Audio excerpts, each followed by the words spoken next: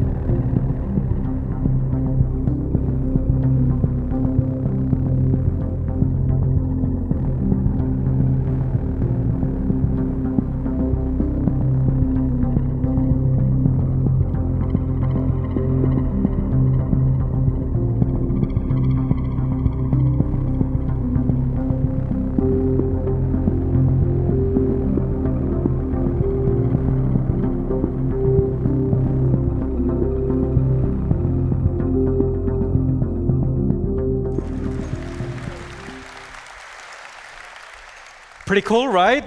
So I think this will provide loads of customization options in the future. We're super happy about that. So we also created some extreme weather costumes for frontier locations, and these also follow the same mismatched and repurposed design aesthetics. Now, we've also been focusing on achieving a higher visual benchmark. So this is all driven by our new Layer Blend V2 shader and its texture library. And we focused on more consistent wearing between 0 and 100% values. So to showcase this, let's look at a quick example asset.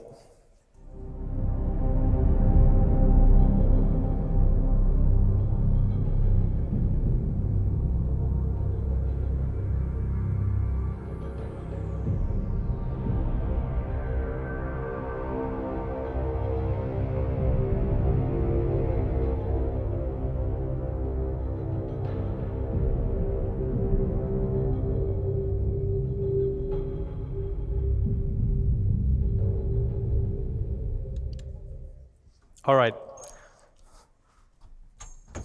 So as we saw in the video, the insides of the helmets are looking fantastic. Now this is us getting them ready to animate with put on and take off.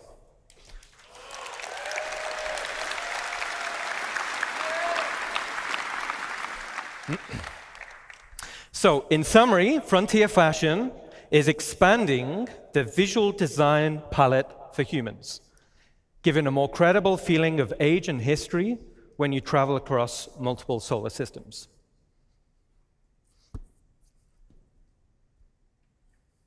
All right, now let's talk about something different. Now we're going to talk about some of the gangs in Star Citizen. So Ninetales have been one of the main gangs in the game. So far, over 105 million have been taken out by you guys.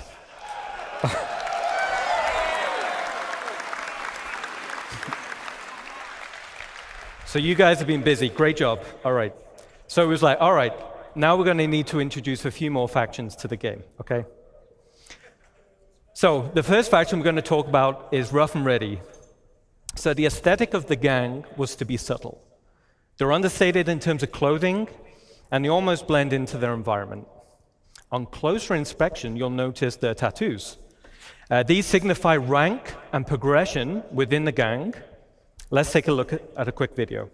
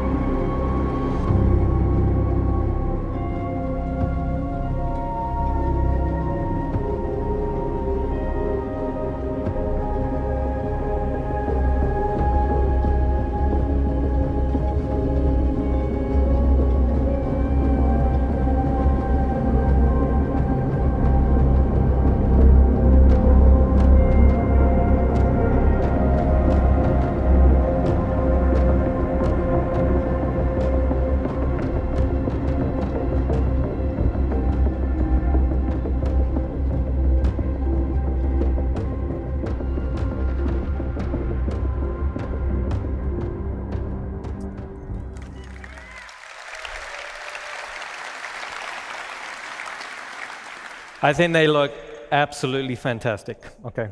So the Rough and Ready can be found in some of the space stations around Pyro.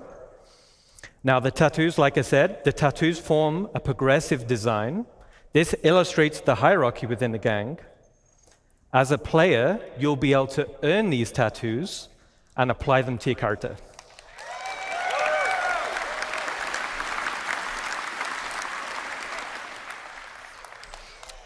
Okay, cool. The next gang we're going to talk about is Headhunters. So this gang is also located in Pyro, but offers a completely different frontier aesthetic. More of a wasteland vibe with lots of personality, and this will translate into the behavior types. Now, this gang is currently in production, but let's take a quick sneak peek.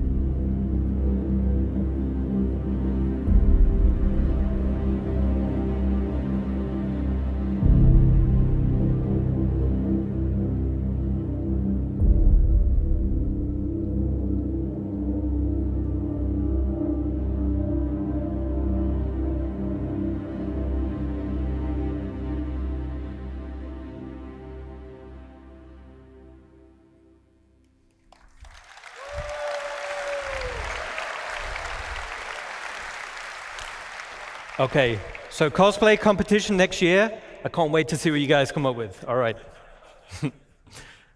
All right, so they're looking awesome. Now, the last gang we want to talk about is Dusters.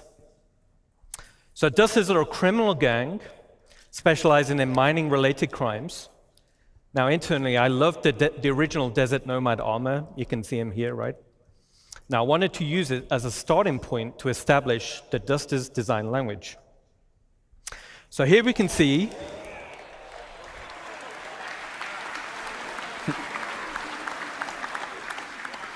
the Dusters gang lineup, showing armor leveling and rarity.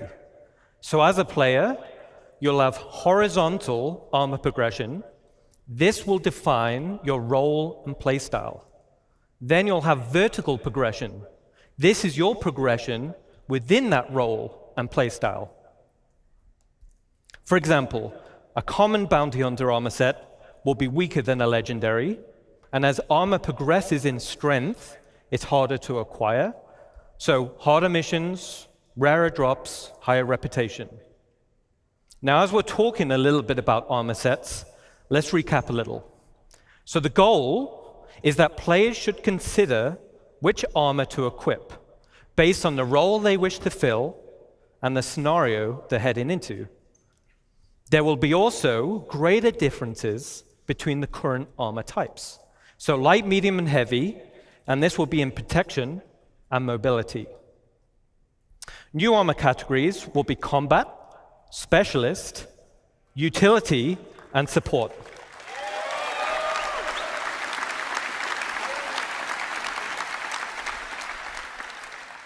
And these will define the type of items that are quickly available on the slots of the suit. There will also be additional functionality to assist in your chosen role. A matrix of armor type versus category will provide a variety of roles, with each providing best-in-class benefits. There will also be hindrances to out-of-role gameplay.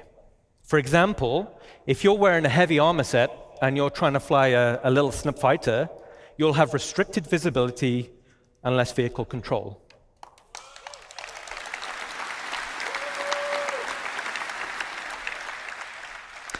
So in this scenario, like a flight suit armor type with resistance to milder G-forces would be preferred.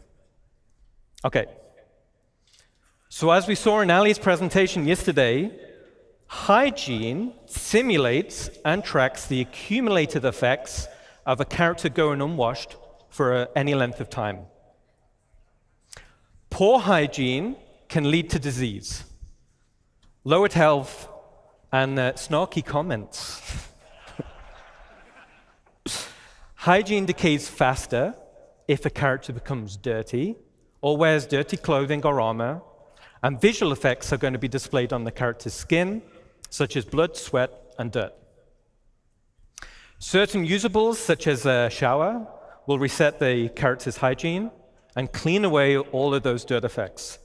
So let's keep clean. Yeah.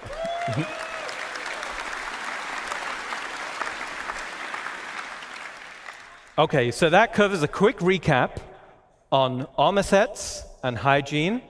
Let's get back to a video showcasing the dusters.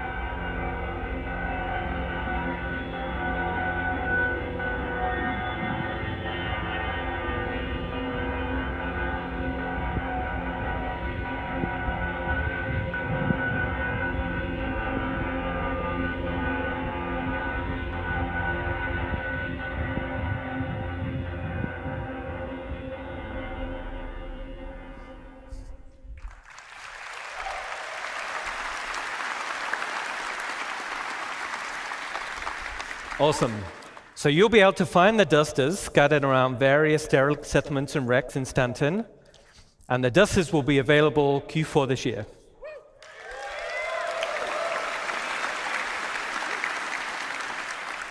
And with that, I'll hand you over to Sean Tracy. You guys have been awesome. Enjoy the rest of your show.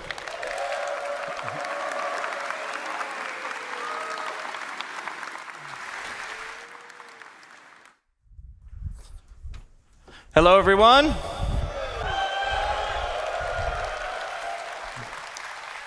All right, so I'm Sean Tracy. I'm the Senior Director of Tools and Tech Content here at Cloud Imperium Games in Los Angeles. So today, I want to talk about StarCloth. And StarCloth was initially unveiled at a previous CitizenCon, kind of in an early stage. So it's now rolled into full production, and it's used in both Squadron 42 and Star Citizen. So it's going to be seen on more and more assets, like some of the great art that you just saw. So what's really cool about it is that it's unified with the physical world, whereas before, it wasn't unified and was based completely on character movement. Now, it's faster than the previous cloth setups, and in the end, it just looks a whole lot better. So today, I'm going to cover some of the tech, the pipeline, and we'll see some results. So let's get and see it in action.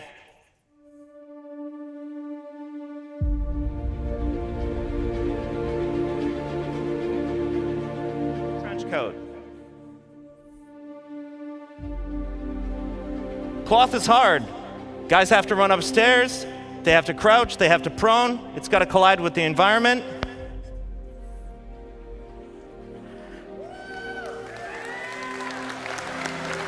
And even more difficult, it needs to hold up in high-end cinematics.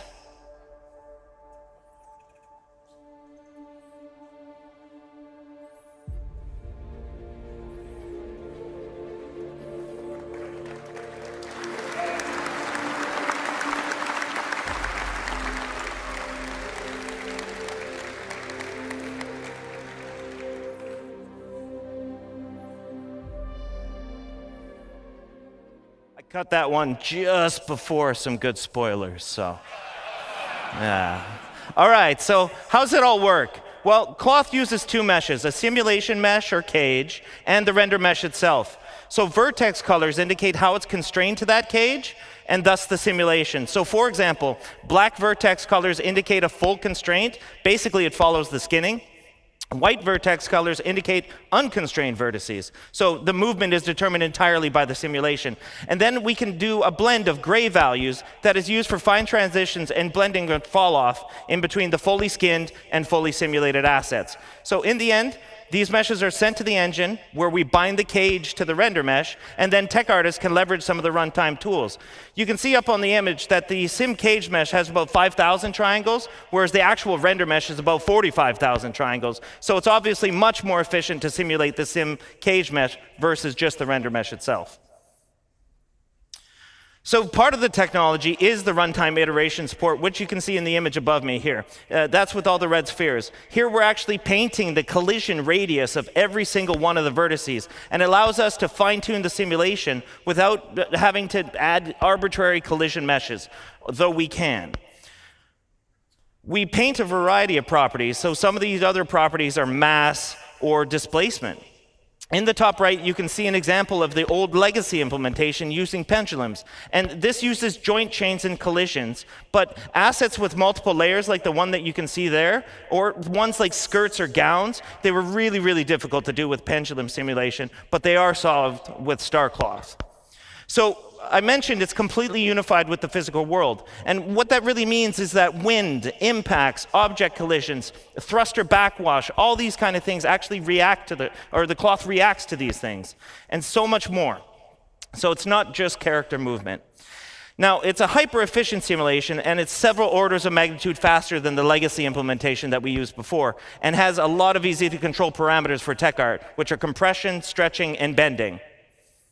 So as mentioned yesterday by Chris Rain, our senior lead physics programmer, we support soft-body tapered capsules, which are twice as fast as our ragdoll capsules.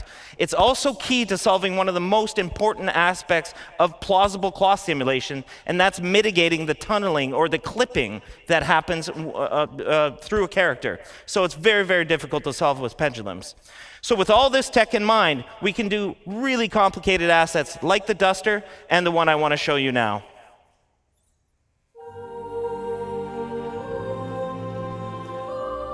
So here you're seeing about 5 different layers of cloth going on and self-colliding between each other.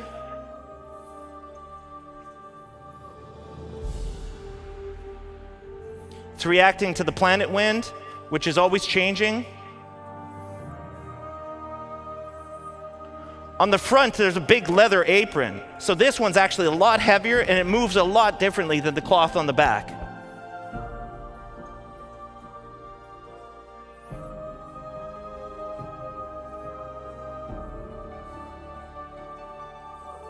So he's walking into the wind here.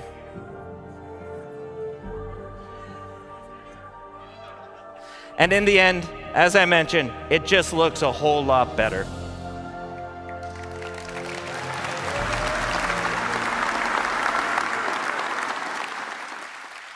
So with that, I want to hand you off to my friend, André Pires, who's going to talk about hair. Thank you, man. Hi, everyone. So, nice to be here in LA with all you guys. So, I want to start with a question, okay? How many of you are actually excited that we're getting new hair into the verse?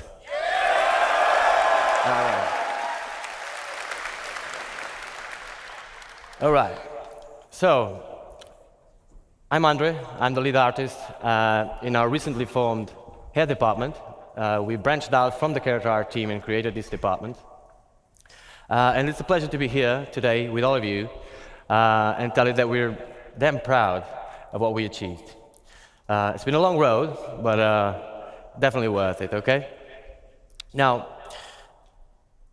we're going to start by just looking at the most impactful changes that we have in our workflow, okay? A bit of a technicality part. Then you're going to get to look at the benchmark assets we have created, okay? And from there, we're going to take a glimpse into the future of what hair could be with a more diverse hairstyle, where we're trying to run away a little bit from the military look that was driven mostly by what Squadron 42 was, so because we did a lot of work for that as well. And yeah, from there, as a last note, I'll have a special announcement for you guys. Okay, don't want to spoil it, but you stick around, you're going to love what we have. Okay, so first thing I want to touch now, very simply. Okay, hair for games is hard. It's really hard. Oh, by the way, did I tell you these are actually game-ready assets in the persistent universe?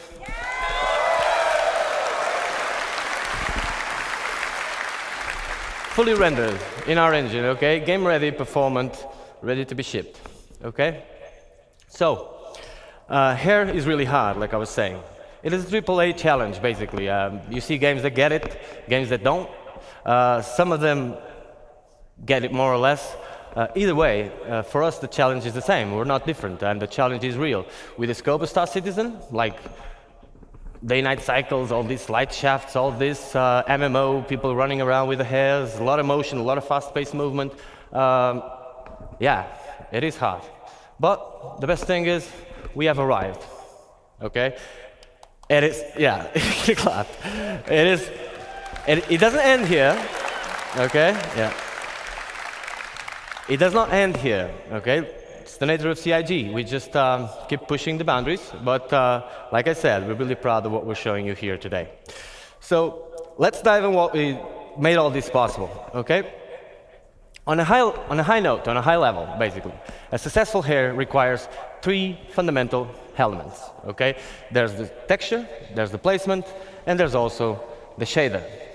If one of these elements fails, all of them do, okay? So it's basically, you can have a great texture, great placement. If your shader is wrong, no go, really. And the same if the texture fails or if the placement fails. So really vital, really important that everything works together. But the good thing is, by breaking down the hair into these 3 parts, it also allows us to actually go deep into each of them and push the quality up. Or like Chris Roberts would say, bring the high fidelity, right? So, on the texture end, there was a lot of changes. What you see on the top there, the common approach of a AAA game would be to have true black, true white on a transparency map, a bit of taper on the tips and roots, and call it a day. That's what happens in 99% of the games. Now at CIG, we went a bit further than that.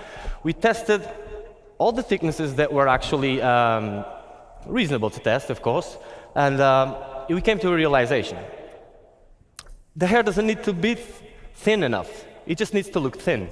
We do need it to be thicker enough, thicker than real life hair, because if you take one of your hairs, you'll see it's really thin, right? So it does need to be renderable. That means if it's really thin, it will be sub-pixel rendered at some point.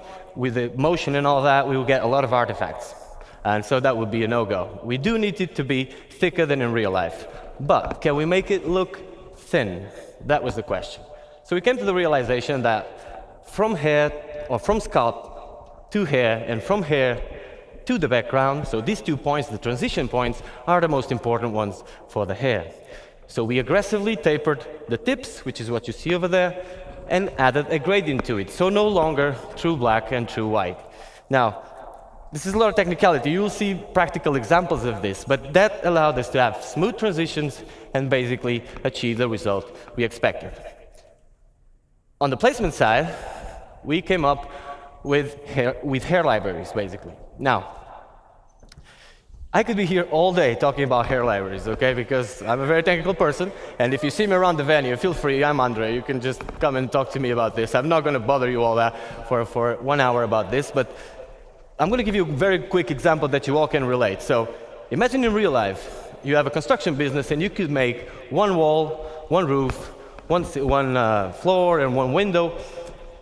You make it all work together, and from there, you're not only building your house, you're actually building the whole town, and then the whole state, and then eventually the whole universe, right?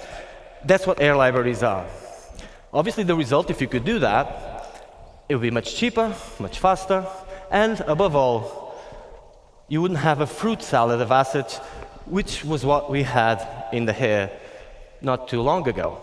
And by fruit salad, I mean several artists working through the years, each one of them applying their own workflow. Everybody's at different levels of quality, of course, different minds, different ways of seeing the same problem. So at the end of the day, fruit salad, right? And we wanted uniform quality. So for that, hair libraries are a great solution.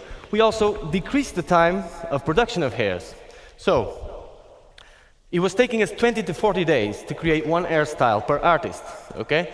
Right now, it's going from like 3 to 5, 7 days per hairstyle, which is that great news, okay?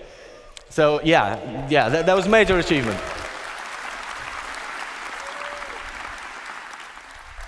Cool. So hair libraries are just a thing.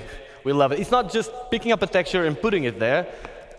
If you do that, like, you need to actually see the scope. Gladly, we have some of the best artists in the world on hair working with us, so we managed to achieve this at the scope that we wanted. Now, on the shader side, there was plenty of changes as well. Some of them are very techy, very cool as well. I'm going to run through fast through some of them so you guys can understand the scope of what we're dealing with.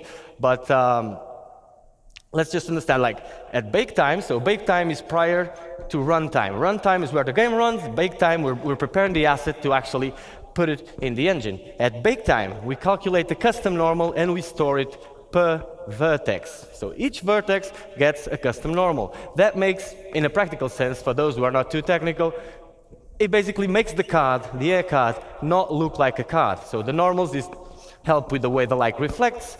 We kind of do more smoke and mirrors on it and make it look not like a card by just baking it that way. Now, on the ambient occlusion, we store two baked ambient occlusions onto the color channels of the vertices as well. Now, each vertex on a mesh in any game has a color to it, okay? You might use it or not. Imagine in a car, you have a trunk. You can use it or not. It's up to you. It's not silly to use the car without using the trunk, of course, but if you have a luggage, you can put it there or in the back seat, wherever you want. Now, we decided to use this because it was free. The trunk was already there, so the vertex color was already there, and we just decided to store two ambient occlusions on it. These two ambient occlusions work this way. Light hair, like a blonde hair, obviously needs more shadowing, or less shadowing than a dark hair, right? And so we store two. The length of the card is now baked onto the last one, and that gives us a metric of where the card starts and ends, and allows a lot of cool things you're going to see on the videos I'm about to show. So, one last thing before we can start looking at videos is that, and this is really creative, total credit for the people, for the tools programmers. I personally had nothing to do with this. This was already at CIG when I joined. It's absolutely amazing. So, we have an hairstyle that was ready, that you can see over there. And we have a hair cap. An hair cap is basically a mesh on top of the character's head, which is invisible, transparent. It is just there. Sometimes we use it for shadowing. That thing has an UV.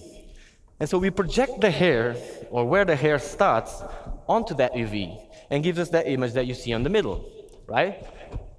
And so we now have a 2D space that relates to a 3D location. Meaning that if I want to have hair like mine, which is white on the sides and dark on the top, I could just paint this part and get it white on one side and then dark on the top, which is an insane advancement, because cards normally are stacked on top of each other. So when an artist is placing cards, if you paint one card to make it white here, well, it's going to be stacked on top of the other, and you're going to get spots all over the place and no control over it. So this allows us to give control. And what you see on the last image is the possible result. For example, now I can paint one side of my 2D representation of my 3D space and get this possible result, which is pretty amazing. So,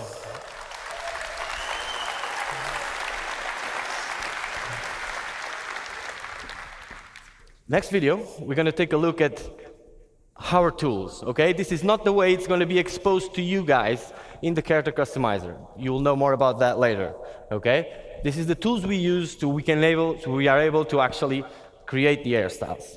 So let's take a look at this video.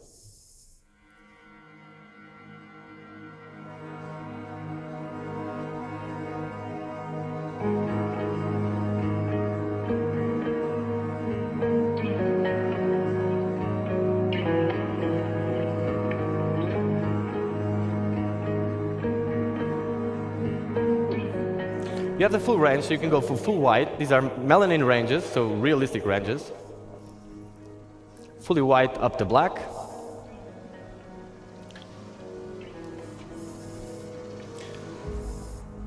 Obviously, you can go redhead as well.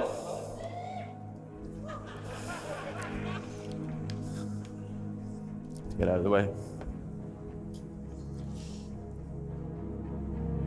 You also have the dye feature, where you can see all the things we talked about implemented. You can go a bit more wild on this.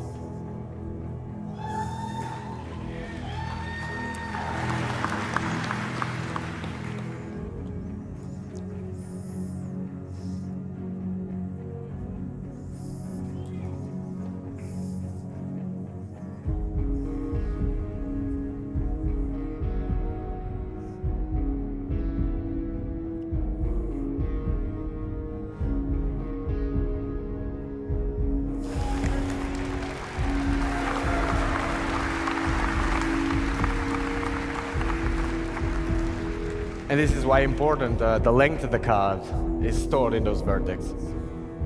And obviously you can fade it as well as much as you do. So all the possible combinations between the realistic melanin ranges and the dye layer, okay?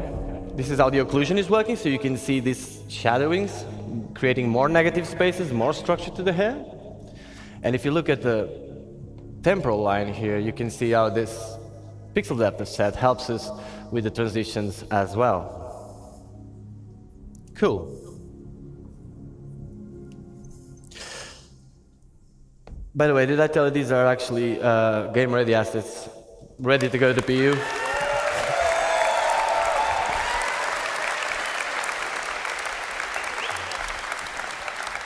So now that we understand a bit better how the hair is working, that's why the boring part that I told you just before, you can examine these images with a bit more of an informed opinion. That is basically the example. Now, that's all very exciting, but we want to show you hairstyles that are actually in Star Engine and working.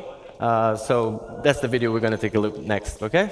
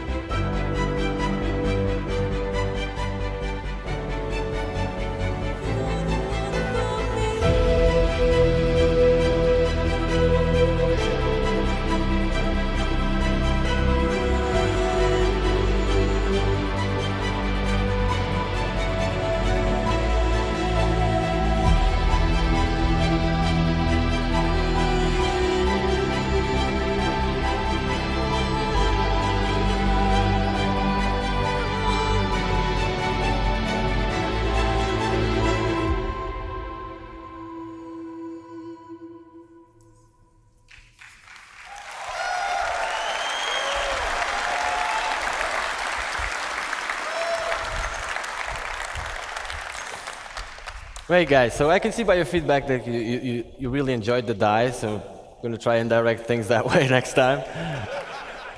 Pretty cool. Okay, yeah, these are game-ready assets as well. Now, like I promised you, we're trying to make this diverse and get away a little bit from this type of hairstyles you just see now, which is a bit more military. And for that, we'll have the next video. Now, it's important for you to understand if there's any 3D artists, character artists, hair artists out there, you will know. Some of the hairstyles you're going to see next are some of the hardest things you can do in hair for games.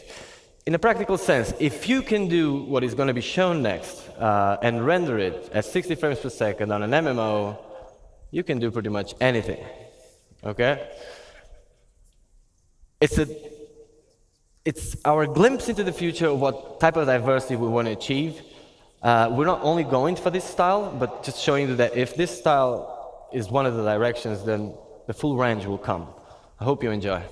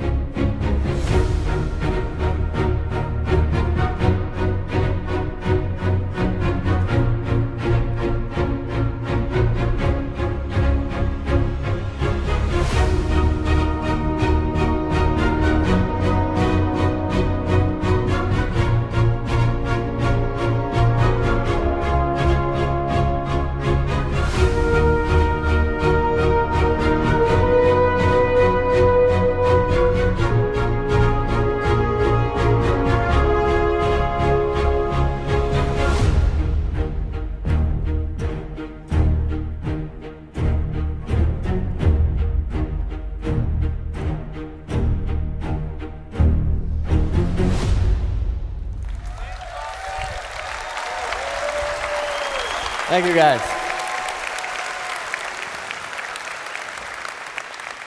So yeah, like I've been saying, these pictures you see here, they are all rendered as you've seen in real time, depending on the light conditions and stuff. But there is no tricks here. This is actually how it looks. And that's why we're really proud. Like I said, it doesn't end up here, okay? We're pushing this forward. This is just to replace the stuff that was there. I'm pretty sure you guys were tired. Nobody at CIG was happy with what we had. I can assure you that. Yeah. Especially as an art artist, right? So, but we finally arrived. Now, we've seen all this. What does this mean in a practical sense for you guys? It's the question you may have. Well, let me tell you really fast. We made over 75 hairstyles since like 6 months ago. On the last 6 months, we made 75 hairstyles. That is a lot. That was possible with all the changes we made. Yeah. Yeah. That is a great achievement. Now, we cannot hand them all to you right now. It's very simple. It's very simple. It doesn't end up here at the artist end, okay? After this, there's a tech art pass where they need to skin it, they need to make it work with hats, with goggles, with everything that needs to work, right? So it's a process that takes time, but we wanted to have a certain amount, a quantity that would be enough to replace all the stuff that it's there, give you enough variety for you to start, and that's what we're going to see next. Now, it also tells you when are you getting it. So, as a last note, I'll leave you with this video, and next, Forrest will come here to talk about this stuff. So, let's take a look at this, guys. This is actually what you're getting. Into the PU.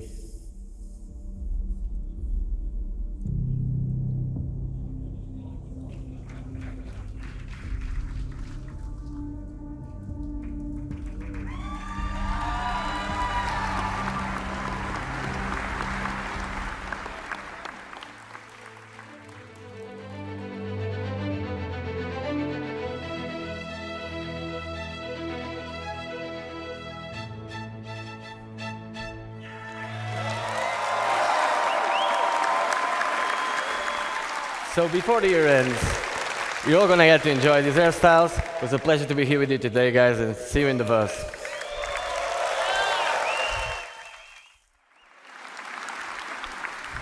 Another round of applause for André and getting new hairs into the game. I can't wait to put new hair on my character, I'll tell you that.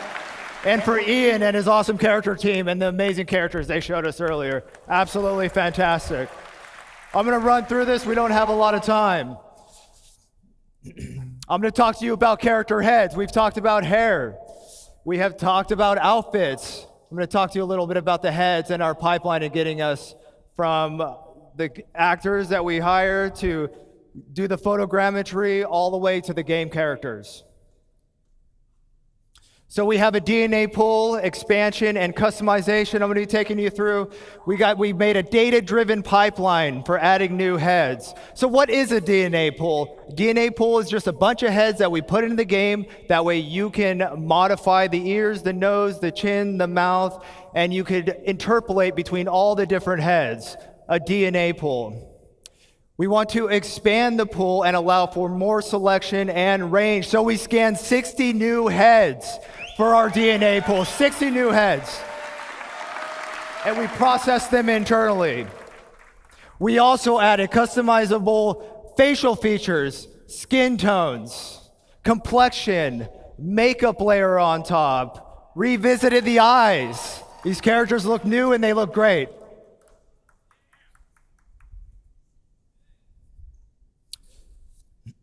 All right, so our current pool, there's the 18 heads right there, but that wasn't enough. We need more. That is our new pool.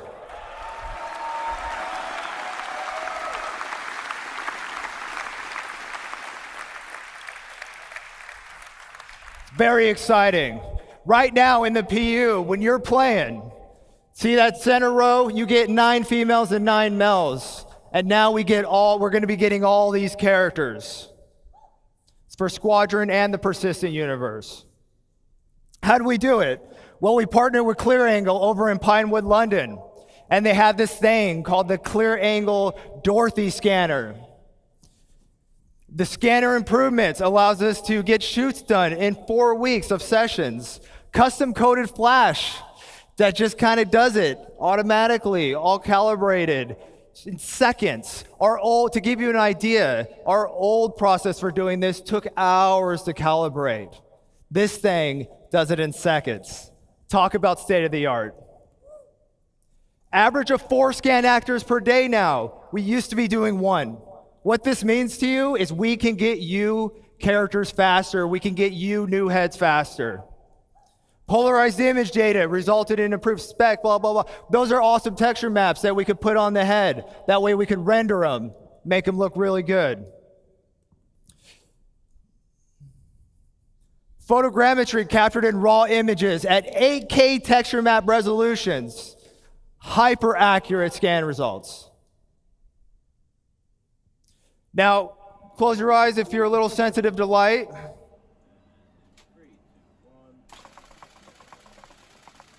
This is the process we use to get the pictures, to build the photogrammetry, to calibrate the cameras.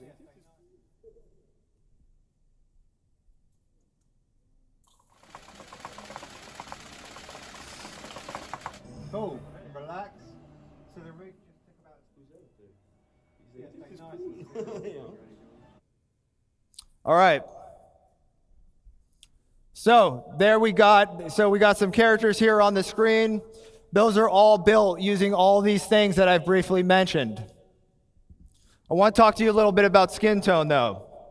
Skin tone's tricky because we want to apply it. We want to be able to customize it. We want you to have the ability to do whatever you want. So what you see is some really weird-looking characters.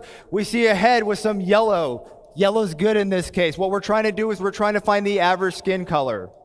Once we find the average skin color, we can figure out what that skin tone is, and then we can apply it. The blue means it's further away from the average skin tone. So when you apply your skin tone, it has less influence, keeping those high details, keeping the color, the blemishes, the imperfections. That middle one, that whitehead, that's where we get once we've extracted the data. it's now ready to apply the skin tone, which you see at the end.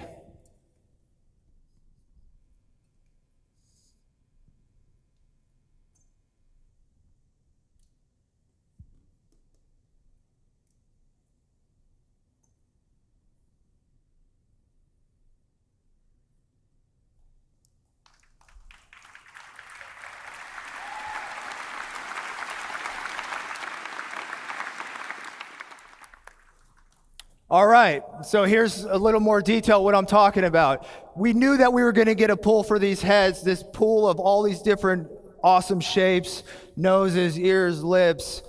But now, with what we're doing currently, you can see that we have calibrated all of our source photos of our actors. And with that, we could figure out exactly what they're supposed to look like. And then once I extract and do the average thing, I'm able to get a value. And that value translates into a skin tone. And that skin tone translates into a chart that you can customize your character with. And what's great about this is as we grow our pool and we get more heads, we get more skin tones. So our skin tones aren't based on, whatever it should be, what should it be, what does it look like? These are real data. These are real data that we get from these incredible clear angle scans and the incredible tech that is written by our staff. And the skin tone will grow along with our head data and along with our heads. And there's an example of me just applying it and showing that in practice. And now here's another look. Here's a couple more characters that I put together with this stuff.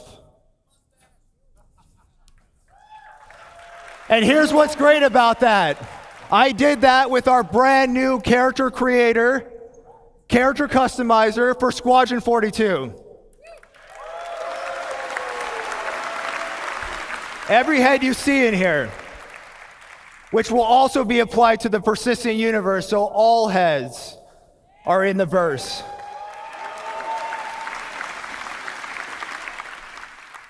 And as you can see right here, here's a little scene I put together using the outfits, using the hair, using the skin, using the heads. And I did that all with the new character creator. And here to show you that, it's a live demo of the character creator, I'm going to bring back my good friend Sean Tracy. Thanks, buddy. Give me. Oh, it's awesome. All right, so what's this all mean to you guys? Let's show ya. Time for live demo. All right, so I want to welcome you to the Biotic Corp Calliope machine.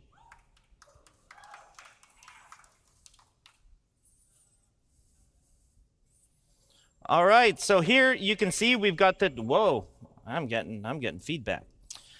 You can see we've got two body types that I can select from at any point in time. So we're going to start in right away.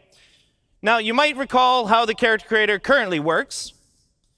You would have a whole bunch of source heads from our DNA pool. We would select one of the facial shapes, and then we'd blend it up or down, depending on how much you wanted that certain facial shape. Now, this was pretty good, but it's not the most intuitive of systems. So instead, what we wanted to come up with was a much more intuitive way to control this. And what we've now introduced is sculpting mode.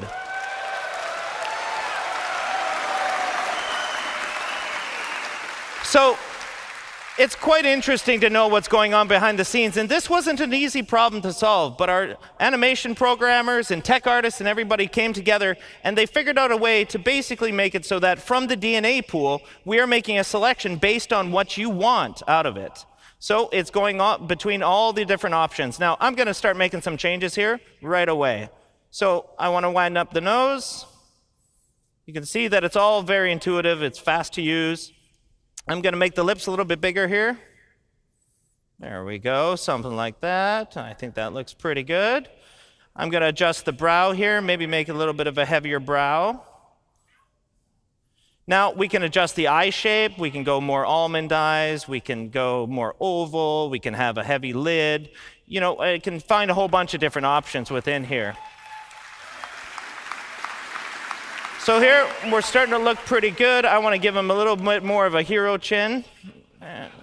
There we go. I'm liking that. Yes. That's cool. All right. So not to spend too much time on that, I want to show you some of the other features. And speaking of features, we go to our skin tone. So finally, you're not just selecting a preset skin tone. You can move through the whole gamut of the lookup table. And this is melanin and hemoglobin at the same time.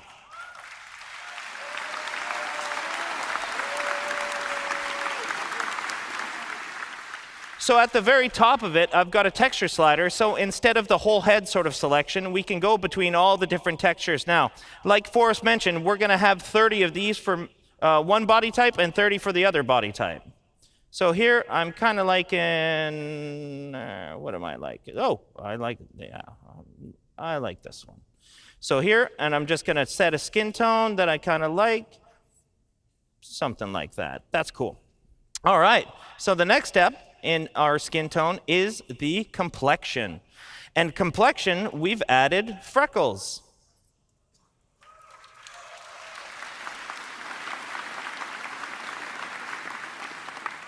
So here I'm just blending in and I'm blending out the amount of freckles. Now I've cranked it all the way to the top just so you guys can see it. But for my character here, I'm going to keep it kind of subtle, like this, but quite a few of them. Something like that. We've also got sunspots. Now this is, a little more weathered skin. We'll give this sort of look. And we've got a whole bunch of different blemish masks planned for you guys, whether that's sunspots or liver spots or anything to that effect. Now I'm going to give this guy kind of a weathered look because I think the skin tone looks pretty cool like that. Yeah, I'm digging that. All right, so next up, eyes. So no longer do we have the green and the brown, just the full selection. You've got a full RGB chart of what you want to select. So if you want to have bright green eyes, if you want to have hazel eyes, if you want to have blue eyes, if you want to have any of these eyes, this is all very, very nice. So again, we can go with deep browns. We can go with sort of a steely blue, which I'm kind of digging for this skin tone. I quite like that look. That's cool. Oh, well, we'll get into some funky colors, don't you worry. All right. So one of the other things we've added, and it was mentioned before, we've added a makeup layer. And with the makeup layer, we're totally inclusive. Any of the body types can have makeup. Now, I don't want to spend too long on it here because we're going to get into it in a couple minutes. But I just want to show you sort of blending that in, blending that out for this particular body type. So next, as André talked about, we have all the hairstyles that you could want. So I'm just going to pick a couple different ones. There's a reality for some of us and another reality for another one of us. There it is. That's what I want my reality to be here. Something like this. I'm digging the mohawk, though, for this one. He's got a bit of a Mr. T look to him. I kind of like this. Yeah, I pity the fool. All right.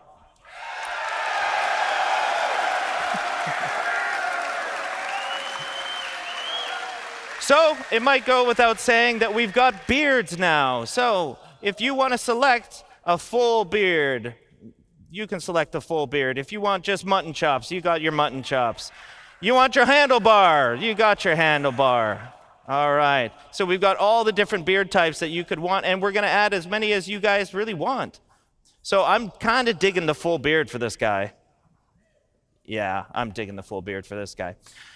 Even further to that, we've got eyebrow selection, which is, you could go with no eyebrows. That's a very real. You could have bushy ones. You can have a little bit more, normal, kind of straightforward ones. But it was mentioned before during the hair and with Forrest's discussion that we've got the hair dye as well. So with the hair dye, you can affect all the hair at once, and right now I've got all selected, so I can go through the gamut of all the different hair melanin that you can set. So here I'm just going to darken it up a little bit, and if I wanted to dye the facial hair, I could just dye the facial hair all by itself, setting a dye color here, something like that. But in the end, I'm really digging the jet black on this particular one. So I'm going to frost these tips a little bit. I think that's going to look kind of cool. Let's set a bit of a blonde here, turn up the dye amount. And then what's really cool about this, and I'll show this in a minute, is that we can actually control the fall off of it. So again, if I just want this on the tips, I can just blend it right about here. So there we go. He looks a lot different than how that started, and I think that's actually pretty fun. Now, there's a lot of stuff in here, and I can't wait for you guys to explore it and spend as much time as you want customizing and expressing yourself as a character. So once you're done, you've got to sign off a personal declaration that the physical appearances that the calliope process has allegedly caused are okay with you. So let's go to our next body type. All right. So I'm going to go to town here real fast, right away. And you might think it looks a little off or so, but I don't know. We're going to get there. Let's make some changes here. I'm going to adjust the bridge of the nose, maybe a little bit of the cheekbones here. That's maybe a little extreme. Let's go back here, something like that. And I'll make the lips a little bit smaller here, and I'm going to lengthen that chin for a little more of a triangle kind of face here. So you can see, you can tweak to your heart's content. You can spend a lot of time doing this. And I don't really like the brows. I like a little bit softer of a brow for this particular character. And that's looking pretty good to me, actually. So next, just like we did before, we go into features. We can do the skin tone. I'm going to select a certain texture here, just because we got to get going on time here. Let's go. Something around here is looking pretty good to me. Cool. All right, we go into the complexion the same way that we did before. So we start with the freckles. And I kind of like a real freckled appearance on this particular character. And I'm going to turn down the sunspots. So we move forward to the eye color again. Ooh, I'm really digging the green. Yeah, I like the green kind of look. And we get to the makeup. Now, this is where I wanted to spend more time. Now, I'm arguably not very good at this, but I will do my absolute best to show you guys how you can use it. So first is the eyeliner. So the eyeliner, we can do any color. You can go as crazy or as chill as you want to go with this. But for this particular, I'm going to go quite dark here, just in the dark sort of fuchsias and purples. Here, we'll do in the inner lid eyeshadow. And that, I'm kind of keeping the same theme, I think. Yeah, and we're going to do the same thing with the broad eyeshadow. So again, we can go as crazy or as calm as you want.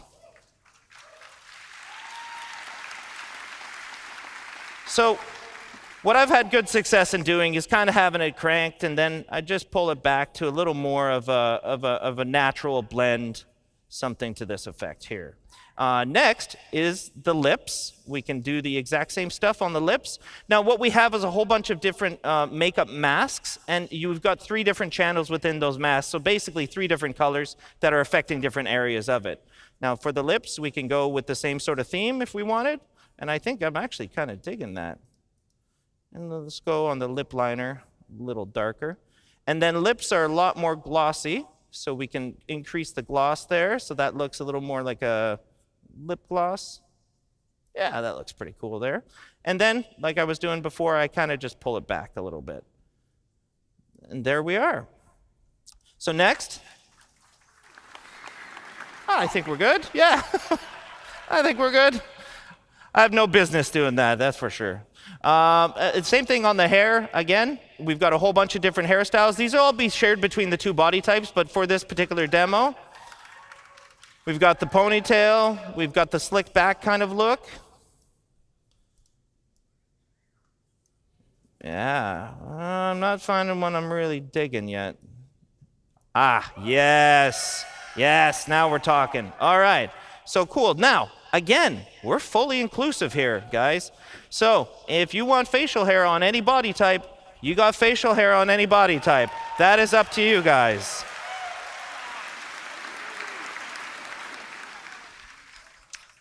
So on the eyebrows, I'm just going to leave them because we can't really see them anyways. But for the hair, I really like dyeing this hair a certain color, sort of, something in the darker range. I'm going to turn that down. I like the nice jet black. Look at the makeup bounce out. That looks cool.